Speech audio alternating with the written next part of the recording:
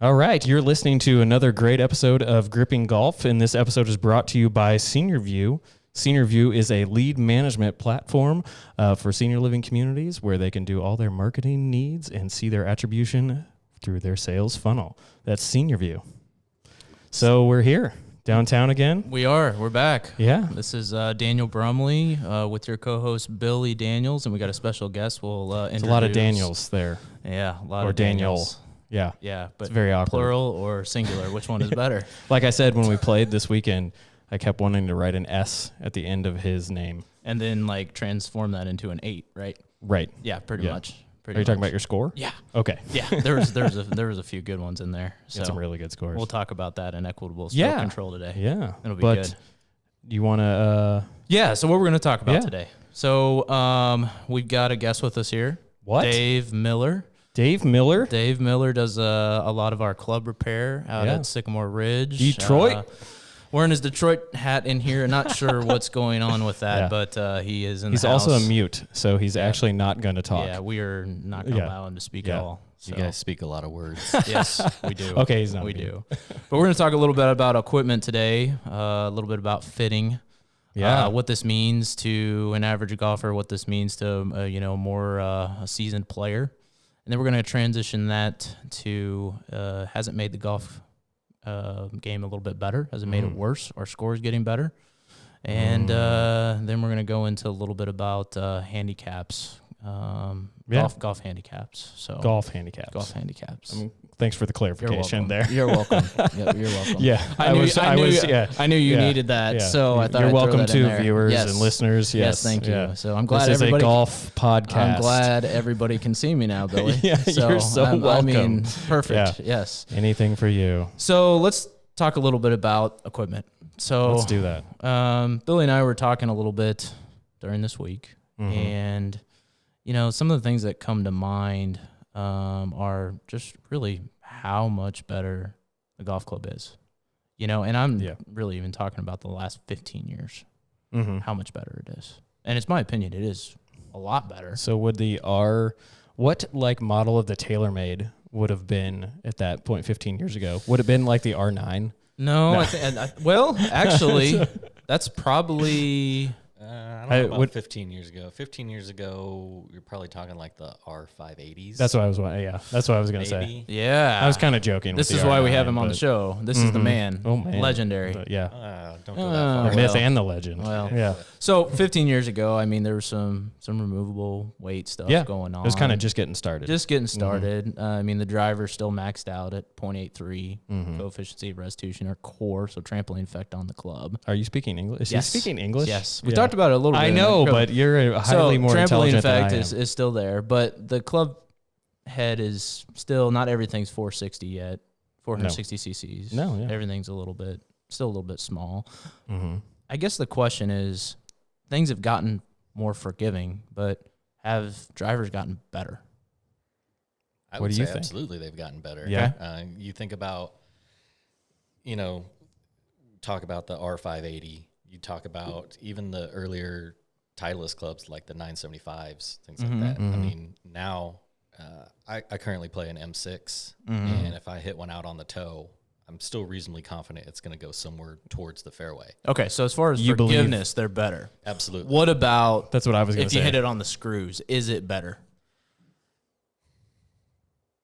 It's hard to say. I mean, I think, honestly, the manufacturers have pushed everything all the way up to the limit on those trampoline effects like you've been talking about for years now. So, and you've kind of seen it with the technology. They moved all the weight forward in the head. They moved all the way backwards in the head. And it's gone back and forth for years and years and years. Exactly. We're talking about, the high MOI, the momentum of inertia, the weight's all the way in the back. It's more forgiving, higher launch, better for players that, aren't as consistent. But the better players, they like that weight pushed forward so they don't spin it as much, right? Right. But, now we're seeing club heads out there that are just proportionally weighted better. You have the ability to move it heel or toe, and now you've got the ability to change, hosel settings. Right. And I wanted to get your take on that because it's something that I've messed around with quite a bit. I used to be still kind of am very traditional, right? And I've never adjusted around, any driver I've ever owned. even though they're all Yeah. adjustable. Really? Yeah. Well, I've messed around a little bit. Dave, I know you've messed around Yeah. with that a little bit. I have. Daniel did it on the 9th hole. I when did. I played. And then I Yeah. proceeded to blast That was, one away. yeah. I'm glad the match was over by then because Yes. I'm sure we would have gotten called on some penalty strikes Oh, there. well, Yeah. definitely. Definitely. You But- can't adjust mid-round. What the heck? Yeah. Come on. But do you like that? I mean, what do you think about the... So I have two opinions on it. Like, Okay. when it first started coming out, I absolutely adjusted every single thing that I had. Okay. I cranked everything as far wide open as I could possibly do it. Just, because I thought that's what I needed. Because you naturally hooked the ball, or wide open in terms of open at setup? Open the or? club angle, yeah, Okay. to lower the loft and try to take away a left miss if I could. Gotcha. I, Okay. I figured if I hit one high and right, I'd probably be better off than Yeah. if I pull hook one left. Yeah. Baby fades. You're limiting that one half of the golf course. Yeah. Exactly. And so out at Sycamore Ridge, left, you're dead. So Yeah. pretty much every hole. So I've adjusted clubs immensely over the years. I've tried everything, tried to change the sound. I've stuffed cotton balls in driver heads. I've changed weights. I've moved weights. I've thousands and thousands of shaft combinations and head combinations, different lofts, 10.5 down to 8.5. I've done it all. But as of late, I think with my current driver, all I've done was move the nozzle or the hosel, Nozzle hosel. like just one click over. So barely open, barely delofting it any. The driver I had before that, I didn't even make any adjustments to it, just like Billy was saying. Yeah. So I haven't noticed any difference, and I think that's probably just speaks to the different shaft and club head technology that we have now. But I think if you go to a professional fitter, and that's my plug for them, you can sit on the range and try to adjust stuff all you want until you get in front of TrackMan or something like that, Right. and you have somebody that Launch knows what monitor. they're talking about. Yeah. They can fine tune that club to fit your swing. I can sit there and go mad all day long saying, well, that ball looked a little spinny. Let me change the adjustment. So in a way, I would say it's great to have that adjustability, but at the same time, like in your case, talking about the 18th hole of the round, it just gets in your head and you want to change something. And try something different out. Right. Well, let's take that a step further and let's talk a little bit about, the seasoned golfer, more experienced, better player versus someone that, it doesn't play a whole lot. It's not that great. What's the most benefit that they're going to get out of, or what's the best equipment attribute that they can actually put in play and make a game? Because there's so many people that could try to get fitted to the nines that don't need to be fitted to the nines. And there's several players out there that do need to get more specific. So I kind of want to hear from you, what's going to benefit the amateur that doesn't play a lot, and what's going to, benefit, a seasoned player? Yeah, that's a great question. I think for an amateur, the only two things you really need to look at if we're talking about drivers is the loft and the shaft stiffness. Those are really the only two things that you can concern yourself with if you're just average weekend guy going out there for a couple rounds at a time, because honestly, you can mess around with the stuff and try to fix a hook or try to fix a slice or whatever, but if the shaft is too stiff, you're not going to get anything out of it. If it's too whippy, it's going to go all over the place. So at least get that figured out and then take some lessons. You guys know as former professionals that, the equipment can only really do so much. You got to have a solid swing foundation to start with, and you can't really do anything if the equipment is so poorly fitted to you. Right. And I agree. I think the shaft's the engine. Yeah, absolutely. I think the shaft's the engine. I think it's just as important as the club head. It just gives you that control. It does. And I think with an amateur that, and whatever amateur type handicap we're talking about, if it's a 20 or something like that, I do think the loft too can help with that. A higher lofted club is going to, allow you to have, your misses are going to be more compact. You're not going to have, if you're, we're not all Daniel Brumley who can hit a 7.5 driver and Not anymore. Oh, No, but you know what I'm saying is Yeah. increase that loft. Give yourself an opportunity to hit a straight shot. And yes, and then the shaft of go to the range. I do think on that aspect of the range can tell you a lot at that point. Is if you have the opportunity, if you can demo a club that has, you know, that you can change in and out the shafts from your local pro shop at a driving range, go do it and just find out, because so many people think that they're a stiff or an extra stiff, and it turns out they're a regular. Yeah. And they're fighting it their entire time. And so go test something. I mean, it's so applicable to the golf industry and just life in general. Is go test it, figure it out. Yep. And one of the other things that, you know, when I used to not only teach, coach, sell clubs, and talk to people, Mentor. you know, in retail, one of the first things I'd mention would be, hey, we do need to check out the shaft. We need to figure out what's right for you. But also, you know, if we're just chalking drivers and fairways, take a look at the shape of the head. Yeah. Because, you know, if you're talking about something that's more elongated from heel to toe and front to back, that's something, you know, if the club face flattens out and gets bigger, chances are it's a higher ball flight type of club. Yeah. If it gets shorter from, you know, heel to toe and from front to back, and then is just a deeper face, that's going to be a lower ball flight. Right. So when you pick up a club and you just look at it, Yeah. you're saying, man, this is something that's going to be lower flight. Yeah. This is something that's going to be higher. That gives you a starting place, and then you can build on it, and then Totally go into agree. the shaft. Yeah, I even think on to start. So you're I think that's like the second step for me. Probably, yeah. Is I think confidence in anything that you like looking at is going to give you that confidence on the golf course. So, and I completely agree with you. I just think from the first standpoint of picking out maybe a new driver or something like that is pick out something that you like looking at, because you're going to look at it for a lot. Yeah, for however long. I mean, it's not the club that you're going to hit the most in your bag by any means, but it's probably the club that you're going to want to feel the most confident with, because you want to be in play off of every tee. You're not going to want to just, you know, oh, I just like hitting it really far. I don't care where it goes, if it's out of bounds, and that's my game, is just hitting it as hard as I possibly can. We did a little bit of that this weekend. Exactly. That was fun, though. I still got you. Well, Dave, talk to me a little bit about, drive. I want to know a little bit about irons and fitting and, you know, impact as far as like on the sole, and talk to me a little bit about that and how much better you think irons are now. I would argue that the irons now are better than they've ever been. I would agree. Just, you know, you go back even to, I'm thinking my first set of clubs that I bought, or not that I bought, that I got as a Christmas gift, like my sophomore year of high school, which was 1993. Oh. It was a set of Northwesterns from Kmart. Yep. Right? Yeah. But they were blades We've all seen the way them. through. Yeah. 3-iron all the way down to the pitching wedge. So, but you look at the options now, the real cavity back stuff didn't, obviously there was ping, but it didn't start being mass produced until probably the late 90s. Where all the manufacturers like, hey, this is where we're going with this. But you think of all the innovations and stuff that's going on with the irons now, they go further. Part of that is because they've been delofted so much, but even though they've been delofted, they're still somehow easier to hit.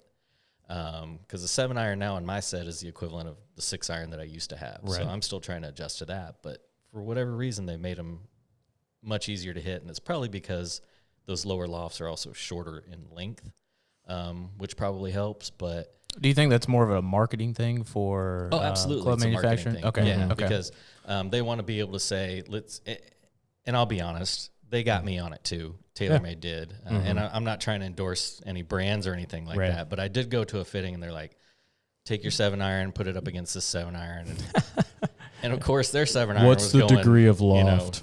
8 to 10 yards further every time I hit it. Right. And before I'd fallen in love with it before I realized that, hey, it's, 4 degrees stronger. Right, so right. Of course that's going to make a difference, but, the technology. But it's still, you fell in love because it felt so good too. It wasn't just the pure distance. It felt good. It felt different. I'll say that much. But the ball flight was better for me. Right. The feel was fantastic. What about if it's 4 degrees stronger? Is your 7-iron holding the green? Is it? Are you stopping it? Okay, so Actually, it's not. Yeah, you're still coming at it, hitting it high, landing it soft, or and I think keeping it. You make up a great point. Who cares? Right. I mean, I know that I just said, hey, that's a marketing ploy. Right. Well, right. it sure is. Right. But right. who cares if your 7 iron's a 5 iron loft? Yeah. Right. Yeah. If it works for the player and Right. it's fitted towards them and it's bringing the ball flight down or being more consistent, it really shouldn't matter. No. Right. But you see it on the PGA every week. The pro gets out an 8 iron and they hit their 8 iron 190 yards. Right. Well, that's it's strong too. Exactly. Yeah. And so, but the perception is still that it's a very low Wow. loft Exactly. or very high loft. Excuse me. Yeah. And so the guy, the weekend warrior that's going to come in and get their set of clubs, they want to be able to hit that 8 iron that far too. So the marketing is, hey, our 8 iron goes 10 yards further than the Be like the competitor's pros. 8 iron. Yeah. It's that mentality. Everybody wants to go out and hit it like Tiger Woods or. Well, I can remember the I don't remember which irons it was from TaylorMade. It was the M1s or the M2s or something. They had that commercial with Jason Day or hitting it like 280. Yes, yeah. And it was like this is a 6 iron. Yeah, it was like that, yeah. And I just remember thinking like that's crazy. And but at the same time, being that we're all golfing people, that we understand it's like okay, that's not like what our 6 iron or 4 iron is and stuff like that. But it still is incredible. It is to see these 4 irons or 5 irons that are going 250, 260, 270, 280. I mean, and it's not all loft either. It's a lot of it is when we were starting out with golf, what shaft option was there? It was an S300. Everybody played an S300, right? Everybody. Yeah. And now there's however many different shaft combinations too. So you bring up a great point about that. And you might be going the same place I'm going. Steel shafts have evolved just as much as graphite. Yeah, and Absolutely. so I think that's the overwhelming aspect of is potentially for this average golfer is going out. How do I even begin to understand what shaft I should even be putting in my driver or my irons? But I mean, if you have any thoughts on that of what to look at, kick points versus tip stiffness, and Daniel far more educated in this aspect than I am. I'm probably making up words right now, but what are your thoughts there? Again, for the average golfer, I don't think all that stuff matters. Right. It's just get the right stiffness of shaft in there, something that you can control your shot with. Honestly, you probably don't really need to start getting into the minutia of it until you're getting to the point where you're really trying to break 80 consistently, and compete in your club championships or something along those lines. I think, and not to take anything away from the retail stores or anything like that, because that's how they make their money, doing the fittings and stuff like that. But it's not really necessary. You could honestly go in, and I think it was Mizuno that had a deal where you swung like a half a club 3 or 4 times, and it would tell you what shaft you need to put in your irons. And it would go into whether you need to soft step something or hard step something, which is a whole different conversation. But you would at least get an idea like, hey, I need a stiff flex shaft. And then from there, if you really wanted to start, it's like the Dr. Scholl's. It's like the Dr. Scholl's thing at Walgreens or Walmart. Hey, stand on this, and it'll tell you exactly what you need. Yeah, it's so comfortable. So I have a flat arch swing, but it's extremely flat. Right. Yeah, exactly. But Perfect. so I think the stiffness is one thing, and then the weight's another. So the heavier your shaft is, the lower your ball flight is supposed to be, allegedly, or is going to be.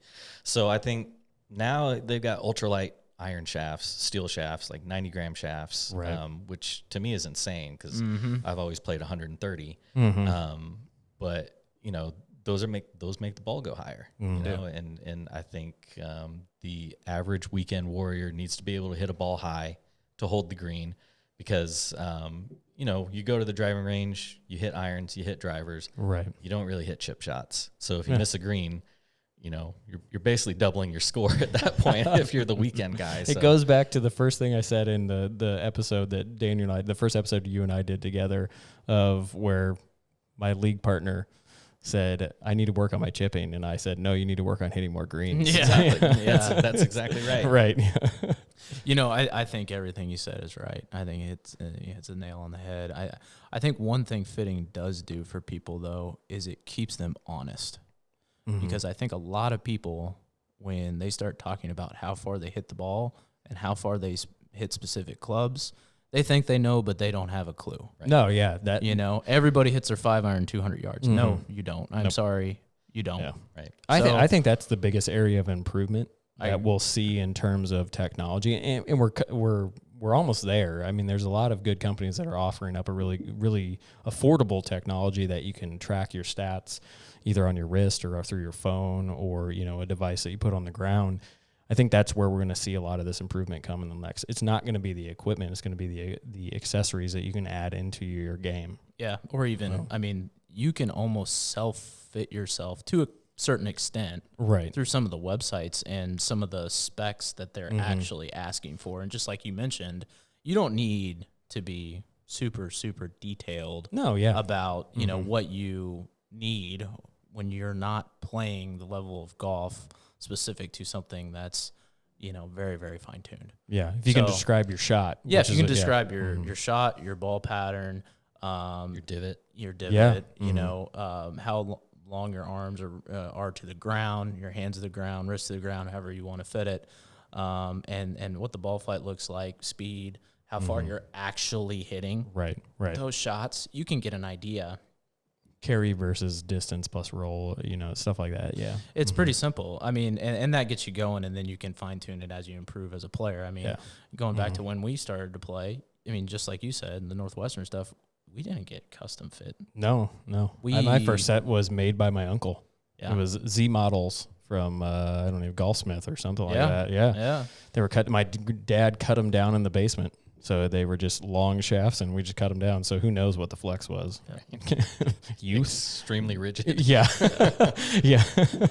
Before we go on to the next step, I do want to ask, what is something that a golfer can do to enhance their clubs that they currently have right now and make them better? I'm not talking about changing shafts or anything like that. Just what can they do? Something small, if it's tape or whatever. Give me an idea of what do you think that would help them?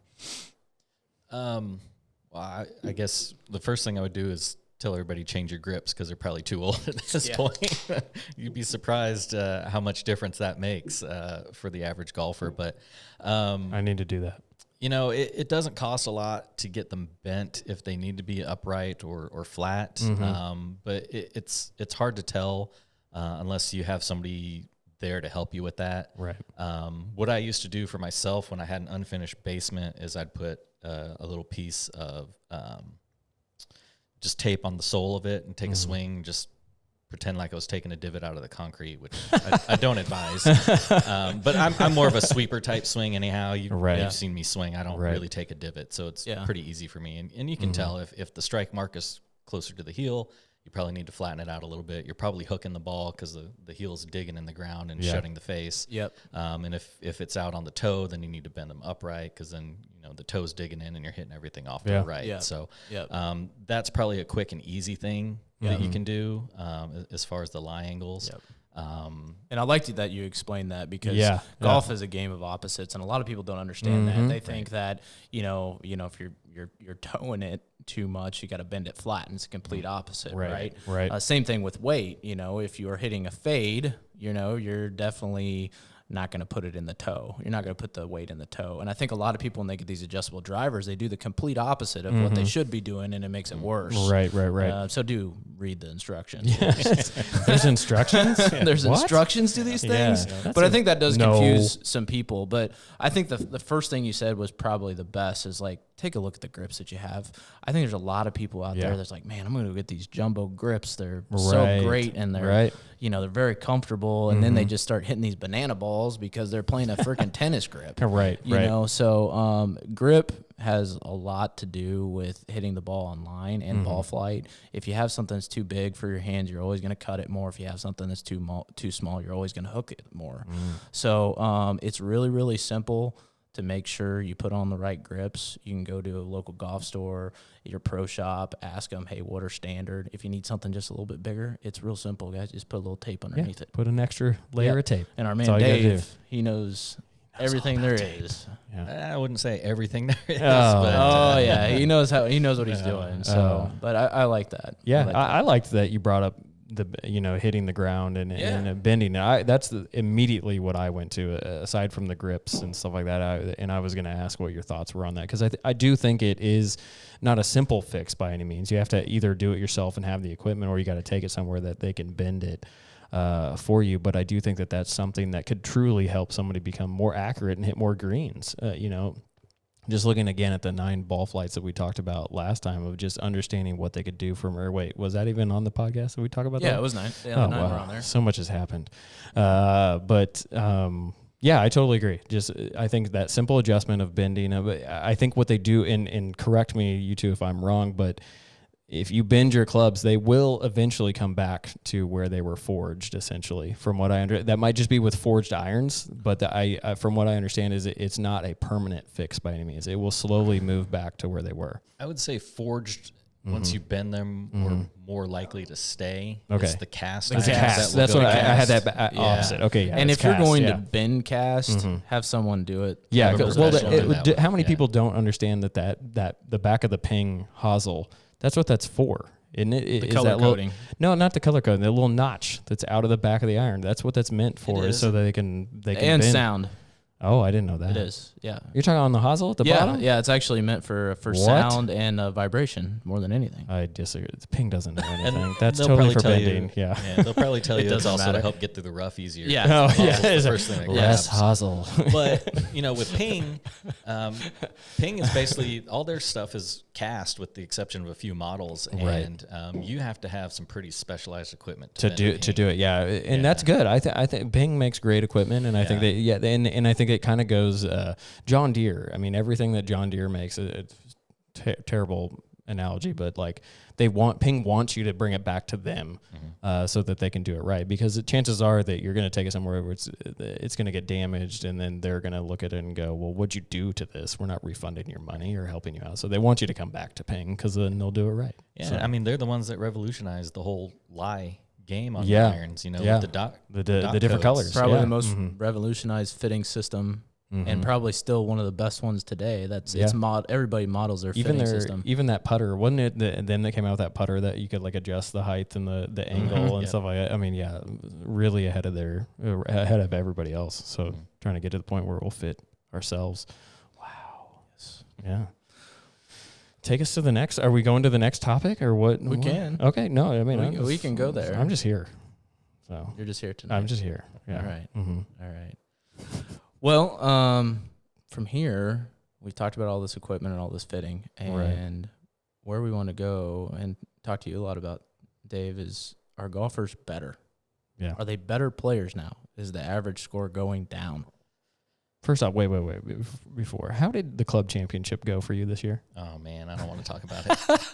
Okay, you don't have to talk about it. My putter's still for sale. The one that you tried to sell to me? Yes. Okay. Well, you hit some in this weekend. Why are you selling it? Yeah. It's a great putter, but so my friends that know me know that I go through equipment pretty like socks. That's basically. why you're here. That's why you're here, Dave. And so, I might like a putter for a week, and then it'll be gone the next. At one point, I think I had 20 putters in a bag.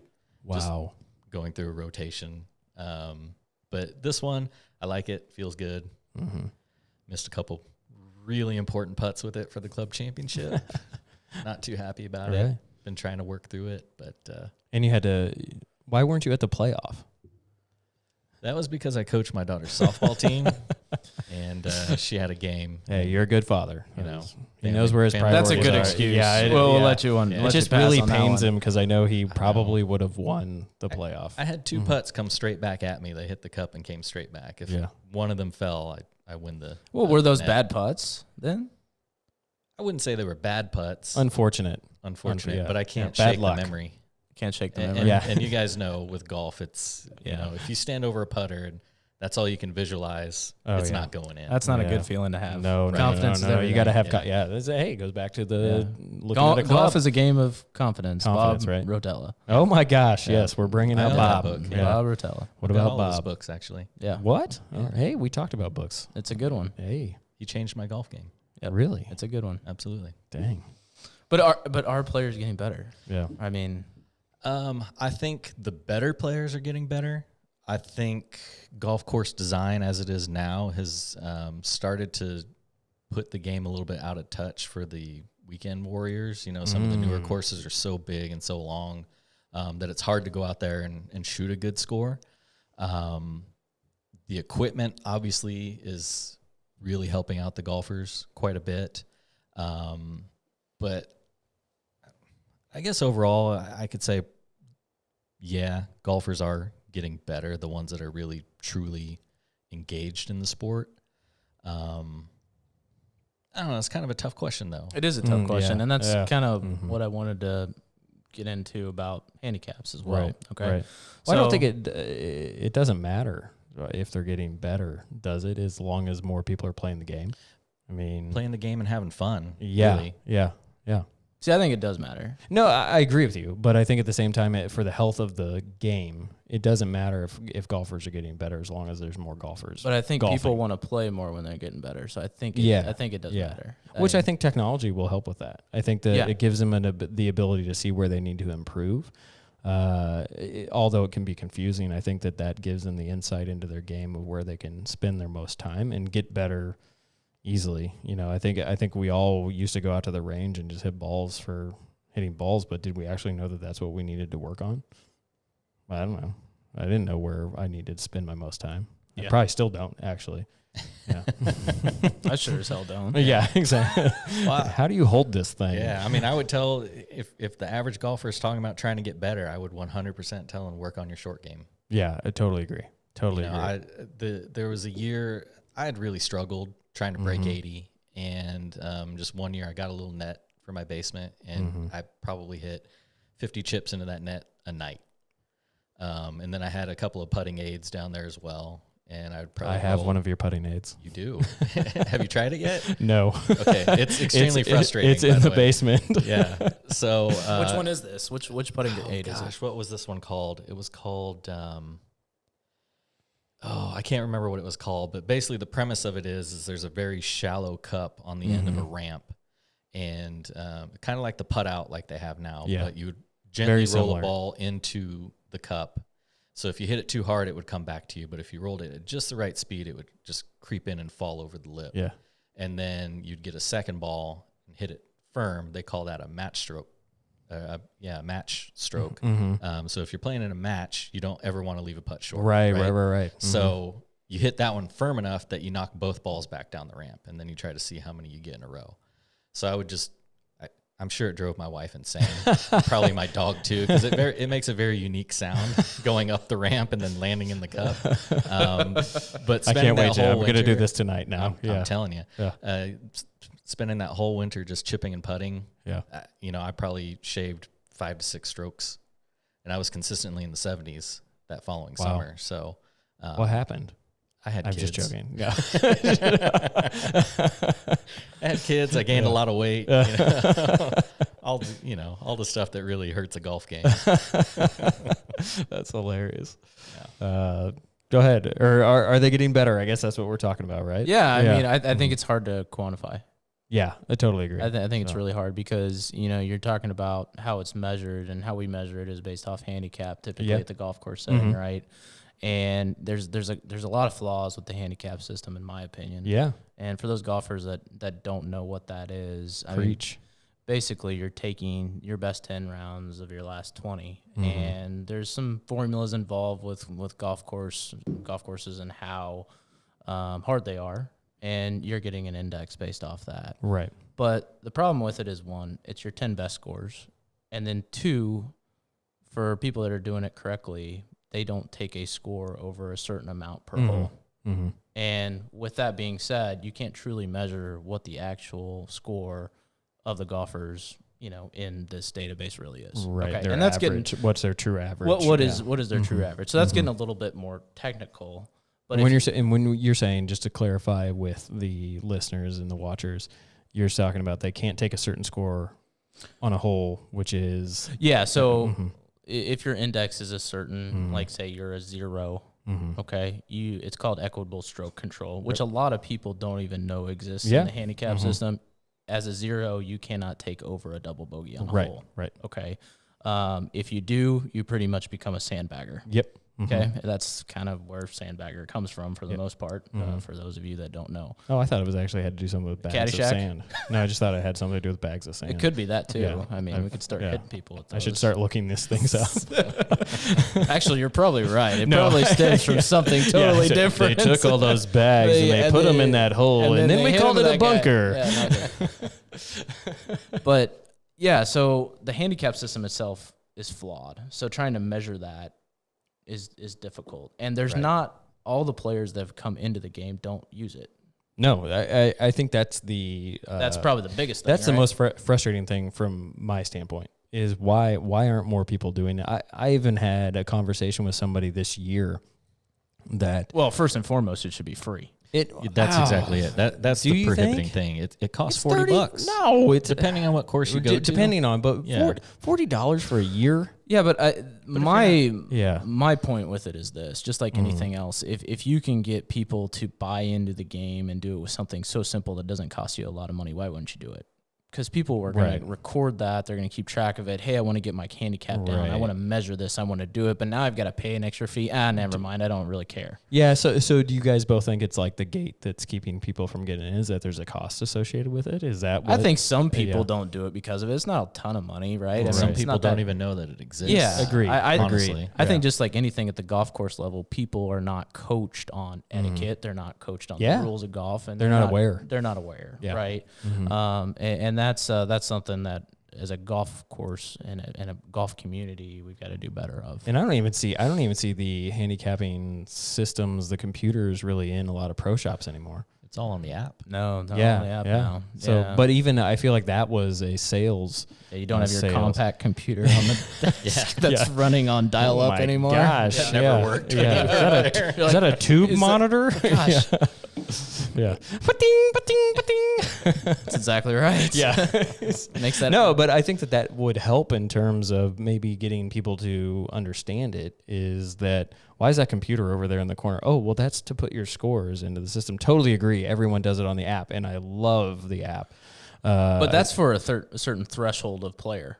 Right. You know? Right. And the people that are coming in the game, they don't understand. They're not playing enough in a year to warrant spending the $40. That is, I totally agree with that. But if I think if people had a way, just like anything, of how you measure how you're going to get in shape or you're going to do something or you have to have goals, right. You know, it's good to have something you refer back to and see how you're doing. Right. And I mean, that's what I think that system should be.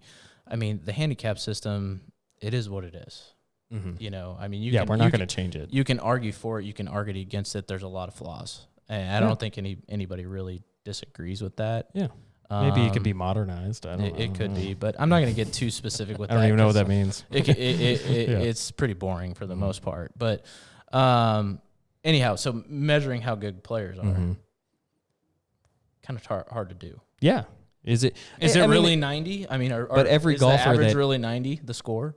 I don't know, because that used to always be, hey, the average handicap in the system's a 15, right, for men, and it's average like score a 90, 24 for women or something like that. But it is fair in the terms of if every golfer is being measured the same way, it's a fair way to measure golfers. It is, but it just depends on what people are actually inputting into the I system. totally agree. It depends on the integrity of the player. Yeah, right? It's too much self-serving. But just like the equitable stroke control, a lot of people don't understand that, so they don't they don't put even it do incorrectly. It, yeah. Took a 10. It's like, well, I got a 12 on this one, and I'm an 8 handicap. That's gonna, darn it. That's going to blow your handicap up and make you look a lot worse than what you really are. Yeah. That's the problem with it. Yeah, it's a tough debate. I mean, I just wish more golfers used it, is my thing, because I think there's too many times that you go and you want to play a game with a bunch of friends or something like that, and there's no fair way to say, oh, he shoots 82 or he or she shoots 82 most of the time, they shoot 75, let's put them at a scratch, I mean, it just gets frustrating to me if you can't play a fair game. If you're not, I don't even bet money on the golf course. I probably should, but I don't. And that's where it's frustrating to me, is it's a great way to solve that problem in terms of having a fair match between two people or four people. Do you agree?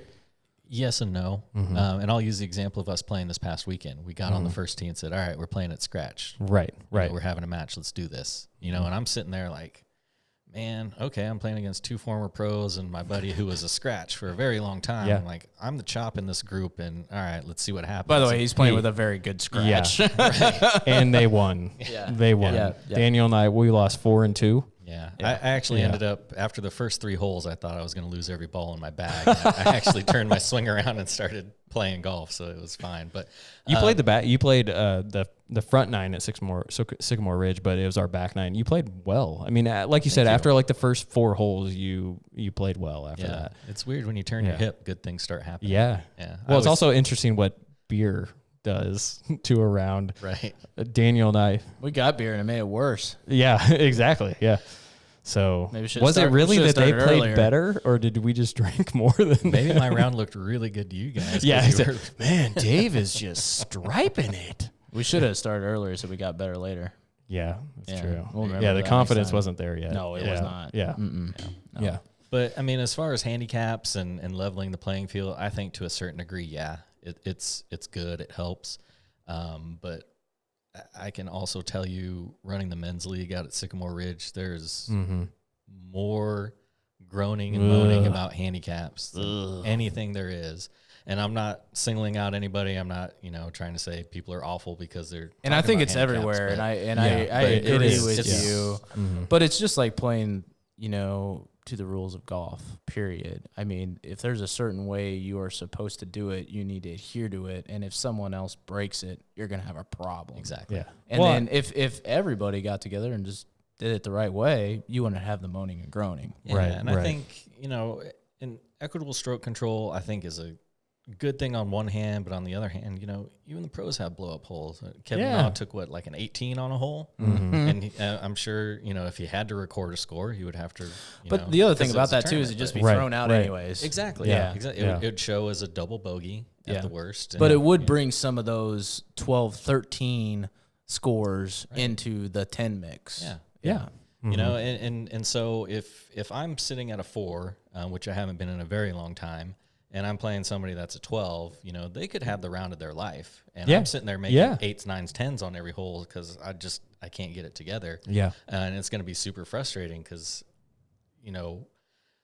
sometimes as a competitor, you're thinking, oh, man, it's definitely not my fault. They're playing way better than their handicap. They must be cheating. Right. And so. But people, and I agree with you. I think even, I don't remember who I was playing with. I played with somebody just recently, and I told him, I asked him what his handicap was, and he goes, I think I'm about a 12. And I go, ooh, you're that dangerous player that everyone questions when you fire off 2 or 3 birdies in a round. It's like, there's no way he's a 12. Yeah. And it's like, yes, it happens. And then my brother-in-law is a terrible golfer. Sorry, brother-in-law. But he's really good for the family. yeah.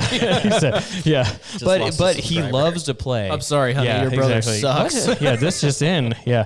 No, he loves the game. I love playing with him. But he also can go on this, like, all of a sudden he can still hit the ball 260, 270, and he's probably a 25 or 26 handicap. But all of a sudden he'll birdie 2 holes, and it's just amazing. But then he has a 10 or but he loves playing, and I wish he would play more because he's actually the perfect handicap to have in any sort of league because they get an immense amount of strokes, and then they'll birdie a freaking hole every now and then, and everyone hates them for that. But I think this brings up a great subject, and I was hoping you guys would kind of get on this, kind of I don't know, tangent, but should there be more match play in amateur golf? Absolutely. Yeah. Yeah. Because it eliminates this stuff. Yeah. I mean, it really does. I mean, to an extent, the handicap system can still be used, but the big holes kind of take care of themselves, and it seems to even out a little bit better. I mean, when you're playing against, if you're a 4 and you are playing that 12, that's a hard match. Oh yeah. Yeah. I mean, for anybody. Yeah. I was low man in every round I played in league this year, and that's but with the new way wears on you. No, but the new way that league was set up, it wasn't as bad because you played people that were pretty close to your. There were 3 different divisions, Right. And I think we were in the middle division, and so it was correct. based on your team's overall handicap, combined handicap, Right. And I actually enjoyed it much more, but even though I was low person every time, everyone was popping off of me or stroking off of me.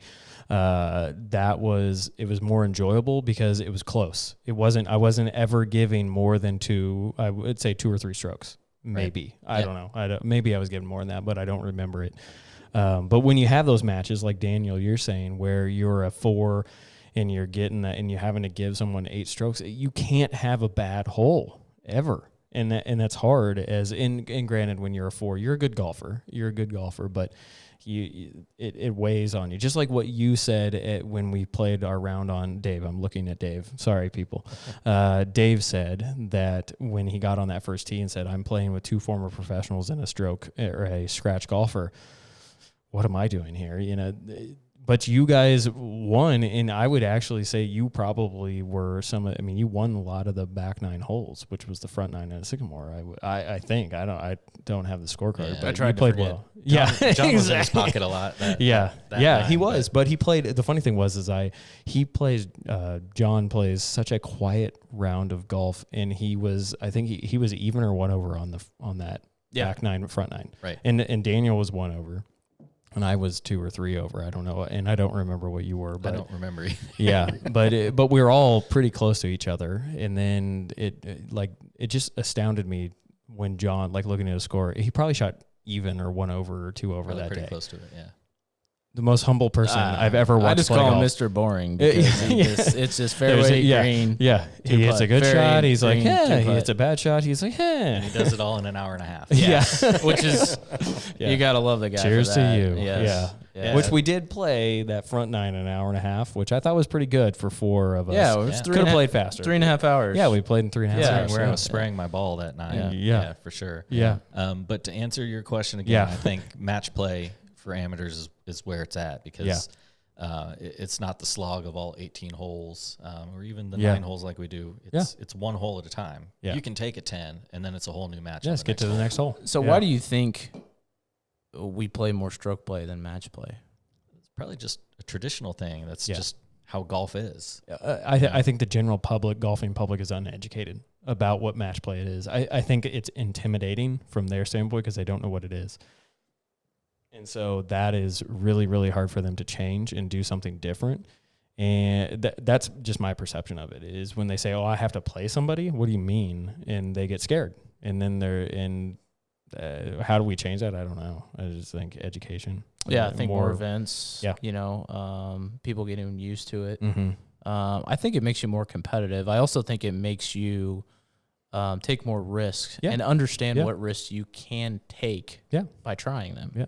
Because we don't do that in stroke play. Yeah, I wouldn't have hit driver on 2 at Sycamore had we not been in match play. I probably would have done it anyways, but just blowing it in the trees. You got a bigger, than me. No.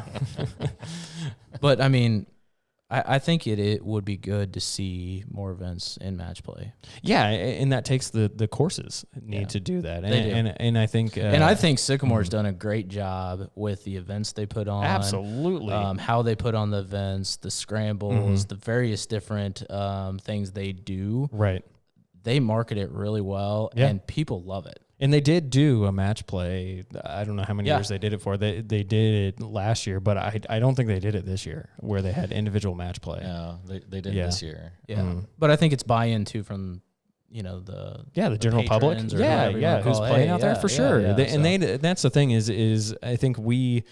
As this golfing podcast and Dave, who's on, and I'm sure you'll return at some point, I think that's up to us in terms of is getting people to understand to advocate for these different formats and get them out there to educate them so that they're not intimidated and they go try something that they haven't tried before.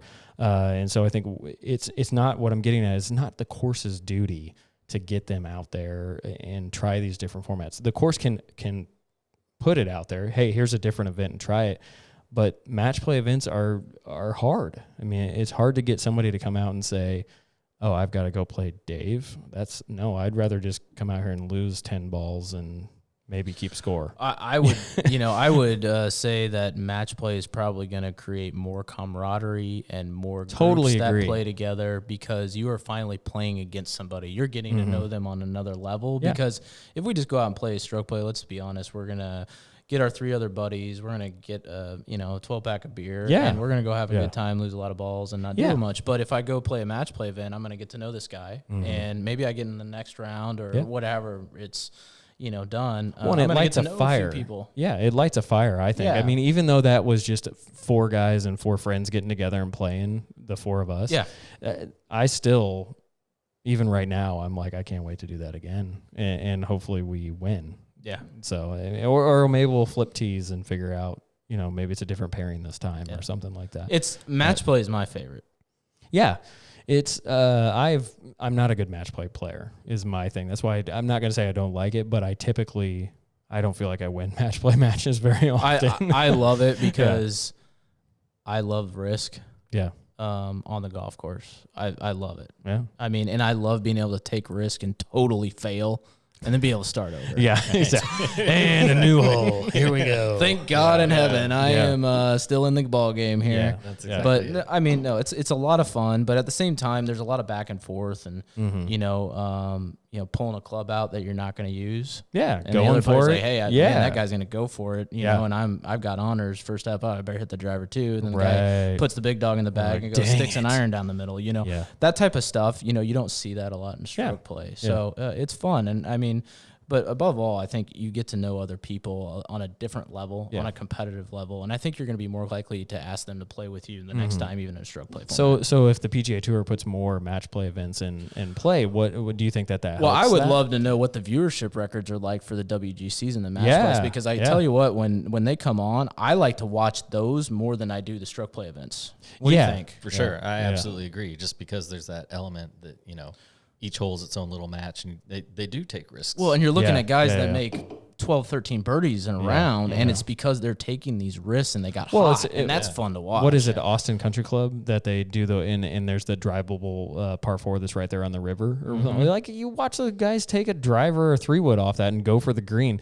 That doesn't happen in a stroke play event. Exactly. They're like, I'm going to make birdie from the fairway. Or them all shooting at tucked away pins. You don't see that all the time either. And that's fun to watch. Yeah, I totally agree. Right. So match play. So wait, so you, Daniel sent me a text about Koepka. Koepka's out. Koepka's out. Yeah. Yep. Ricky's back in. Ricky's in. Mm-hmm. Yeah. What do you think of that?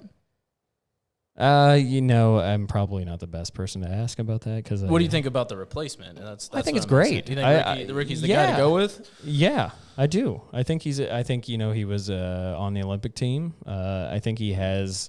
I don't know what his record is in terms of Ryder Cup and other match play events and stuff like that, but I think I think he's a strong competitor. I think has he won a ton of tournaments? No, but I think his competitive edge is up there. I think so. Yeah, I think it's a good pick. Is he a Koepka? No, he's not a Koepka. Yeah, Hurt's not having him along. Yeah, I would between the two of them, Koepka is who I'd pick. But Dave? What's your opinion on the picks, the captain's picks? I'll be honest with you and tell you I don't really follow the PGA as much as I used to. Okay. And a lot of that has to do with the fact kids on the weekends, so like sporting events and stuff. But we'll give you the rundown. But I mean, I would say just between Koepka and Fowler, obviously Koepka with the majors and stuff, great golfer, but he's just kind of a robot. He's going to do things his way. Koepka is that what you said? Koepka, yeah. But I think with Fowler, and just like we talked about with match play, he's the one that's going to take more of the risks and try to do things maybe he wouldn't necessarily do. And I think that makes for, if you pair him up with the right guy, the guy that's going to be, like the Steve Stricker type, the one that's just going to hit it 280 down the middle every single time, and you let Ricky just go nuts. Yeah. That's kind of a fun pairing to watch. Yeah. What did you think about the Patrick Reed pick? This was a good debate last time too. He does really well in these events, so I can understand why you would pick somebody like him. At the same time, though, I can see how it would rub some guys the wrong way in the locker room. I know he's not the most popular person, at least based on the articles and stuff that you read and stuff like that. But so I don't know if it's one of those situations where Tiger thinks he can keep the locker room, cohesive and happy, then he's a guy you want on the team. It's kind of like the European guys with Ian Poulter, Sometimes he can be pretty abrasive, but, when you're in the grease, he's the guy you want hitting putts on the green. Yeah. So, Reed's got the right mentality for the events like this. It's just a matter of, can you find a partner for him where it won't go totally south? Mm-hmm. Yeah, no, I agree. I think I'm not the biggest fan of Patrick Reed, but I definitely think that of the captain's picks, I think that's the one that I would have picked too. I just the intimidation factor of. I love the pick. Yeah, I know told you do. that last time. Yeah. I absolutely love the pick. A lot of people do not like me for that. I've talked to some of my buddies out there. I think it's fine. And I think it's a great pick. Yeah. I mean, I think Tiger will bring kind of like a coaching mentor factor to this that's going to be more an intimidation type of thing. I watched Miracle the other day, the 1980 US hockey Olympic team. And, the way the coach was depicted as far as a leader and, how he pushed people. I see, Tiger doing that to even these older men that are going to be playing. So Kurt Russell is Tiger Woods? Kurt Russell is Tiger Woods. Okay. Yes, exactly. I'm trying to think of the movie in like 20 years from now. Kurt Russell's going to be pretty old. He's going to be really old. Yeah. But I don't. I think Tiger doesn't have. It might be pretty boring. Yeah. Tiger doesn't have too much hair left. We won't have any hair left. But I think he's going to bring a different leadership approach to this, and I think it's going to be far more fiery than anybody else that's been in the chair. Yeah. And I think Patrick is right alongside that. I mean, I think he's a guy that has his emotions on his sleeve a lot more than many of the other players that play the game. And from a match play standpoint, I like that. Even if he just plays single matches, I know it. We're saying it might be hard, but there's some personalities I see they're actually going to mesh really well with him. Yeah, and so I used to also captain the KC Cup team out at Sycamore Ridge, so I can tell you firsthand. Obviously, on a much smaller scale.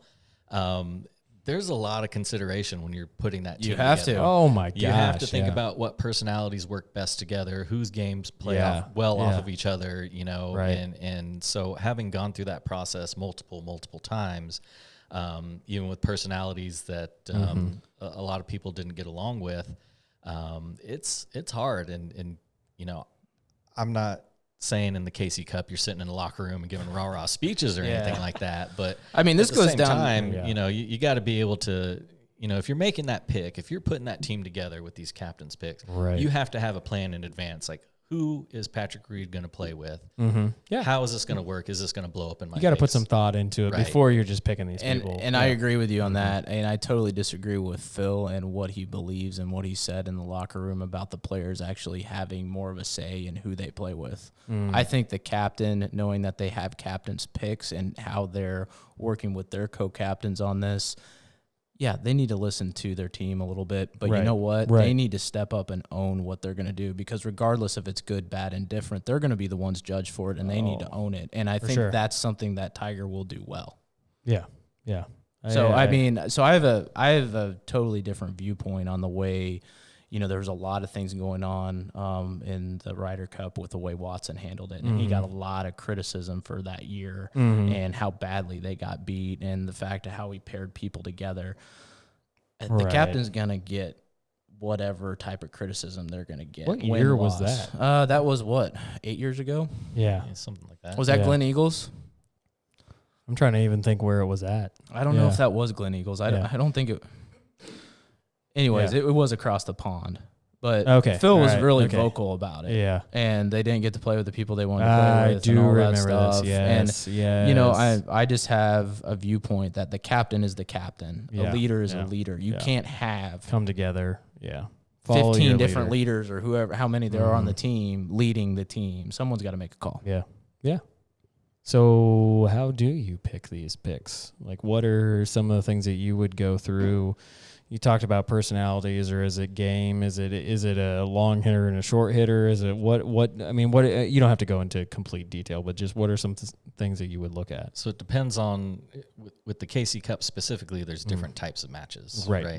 So you have there's different considerations. There's alternate shot, right? And there's the Chapman alternate, which is the most frustrating format of golf you could ever play in. Not an easy one to pair. No. And so I always put myself in that match because I didn't want to put anybody else through that ringer.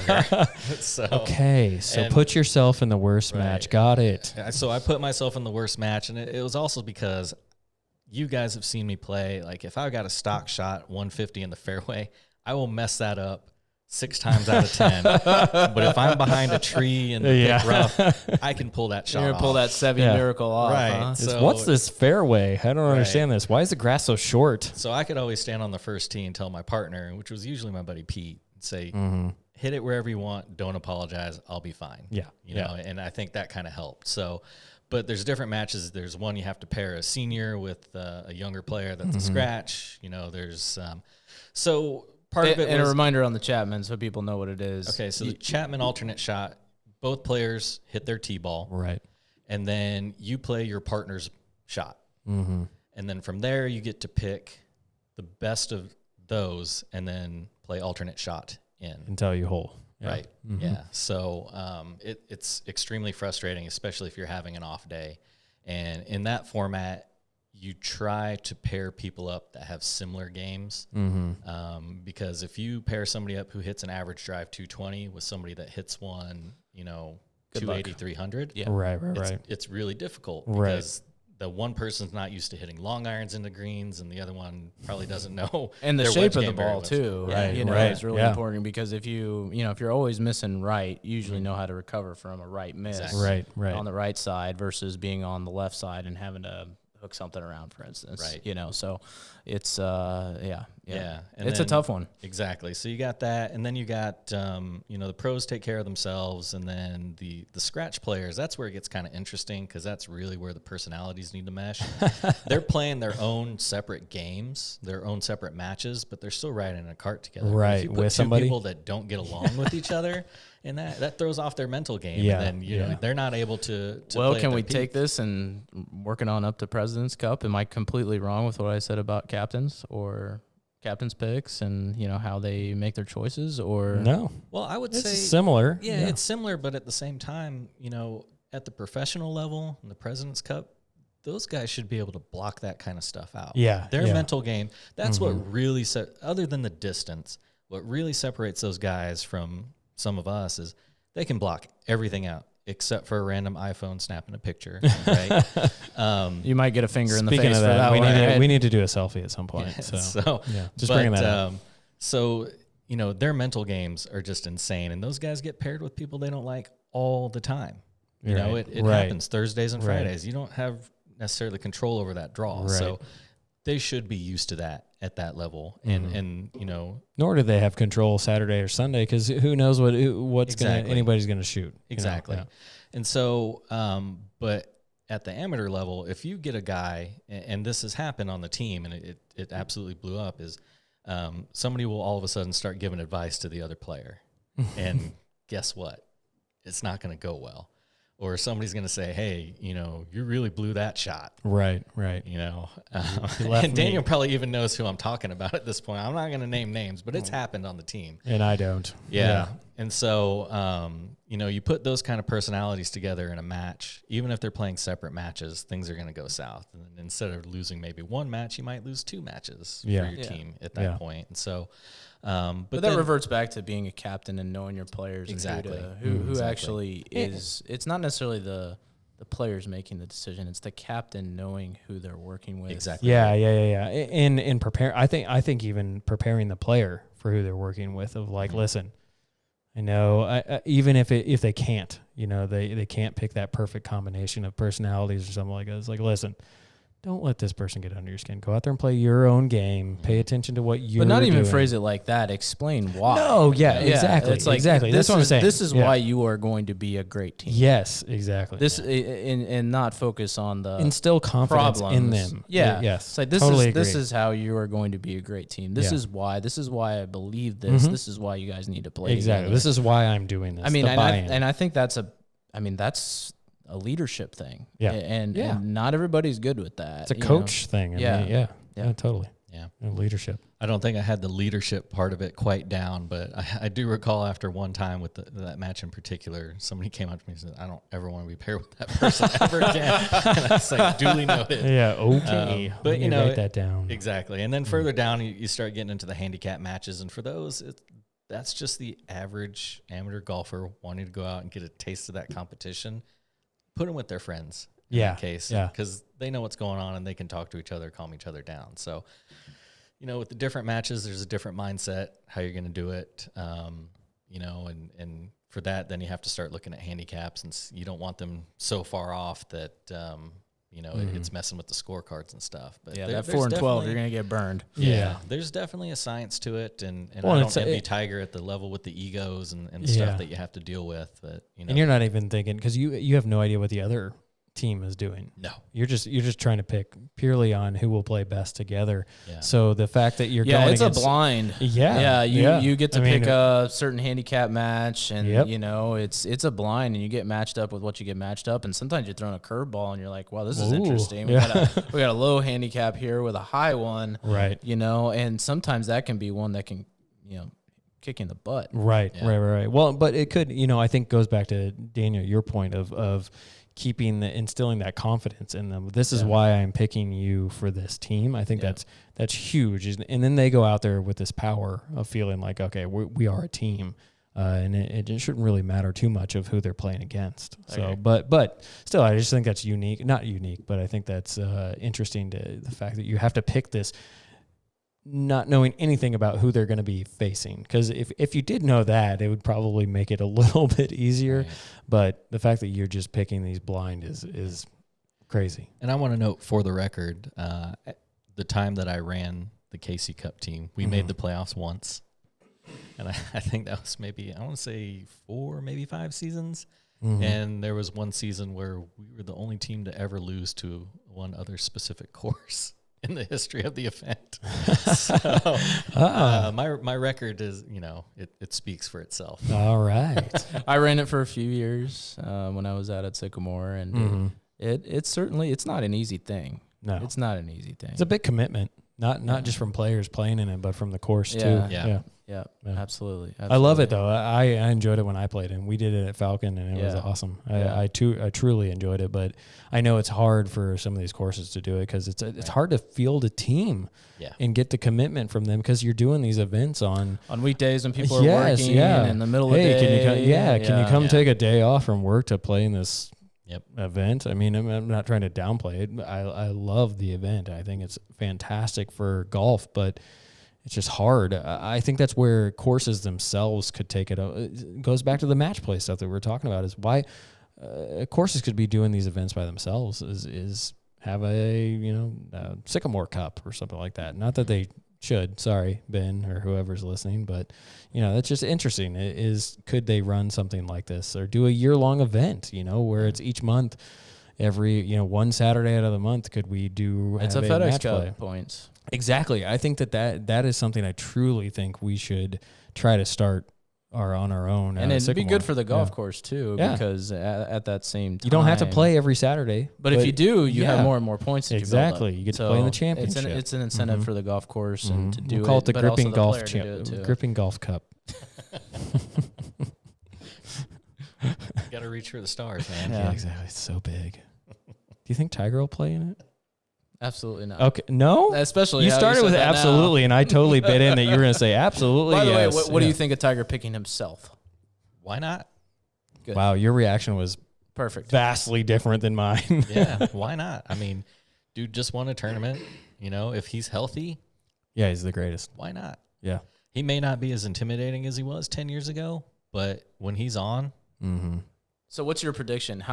Will he play a lot, or do you think he's only gonna put himself in areas where he's needed or he thinks he can have the biggest impact. So is he the last guy out on Sunday? I don't know if he's the last guy out on Sunday. I think, if he was doing this 10 years ago, absolutely. I'm putting myself as the hammer if I'm him, right? I think over time he's gotten a lot smarter about his body, his schedule. He knows what he can and can't do. I would be surprised if he plays in every match he possibly could. I would be shocked. I would say he's going to play in 1 or 2 matches, would be my guess. I don't think he'll one. I almost wanted to say 1, but yeah, I don't know. Well, he'll play singles, right? Yeah, we know that. So 2. I kind of agree with you. I don't know if he'll play Thursday or Friday. Right. Saturday kind of just depends, but he's going to be in the singles. Yeah, I could see him playing in the 4-ball. I don't see him playing in some of the other gimmicky type matches. I'm just interested to see how much he transitions or does transition to being a coach as opposed to a player, because he is now in a setting to where he needs to be that person, at least in this particular event. Yeah, I mean, I can see him just kind of. I'm going to lead by example. Maybe he puts himself in the very first match out. Like, hey, boys, follow me into victory. That's a great, set the tone. Let's go. Yeah. We're going to crush these guys right out of the gate. Yeah. Here I go. Mm-hmm. Follow me. Yep. I could see that happening too, but I mean, here I go. Ow, ow, ow. My back hurts. Right. I can't activate my glutes. Just about to say it. Yeah. That's hilarious. Yeah. I think we're done. We got more? You guys got more? No, not too much more. Not too much more. So you do have more. No, I don't. Oh, you don't have I more. don't. Okay. It's just this stuff that's coming out now. Yeah, exactly. Yeah. Well, Dave, we appreciate you coming on the podcast. Yeah, thanks for having me. I'd like to set the bar nice and low for the future guests. Yeah, exactly. We will have you on again. Here. It's a great conversation. Yeah, this was awesome. Next week, those of you that are listening, we will have Ben Perry, the head golf professional with Sycamore Ridge on. GM. Any GM? GM. Sorry, Ben. Head golf professional. Yes. Sorry, Ben. Daniel just completely disrespected you. He's got a lot of titles. Yes. Yeah. He's he can burn me on the show here. On Tuesday. He will. Yeah. So he will. I'm scared. So we're excited about that. We got I know also the owner of Sycamore Ridge is going to be on at some point on the podcast. I haven't nailed down that date yet, though. And we've got several other guests that are going to be coming on here in the near future. So we're excited about bringing those people on. We hope everybody is enjoying the podcast. Please, once again, like, share, give us recommendations on what you would like us to talk about. We appreciate that insight and all those suggestions, and we thank everybody for listening. Yeah. All right. Thank you. Go get yourself fitted. Nice.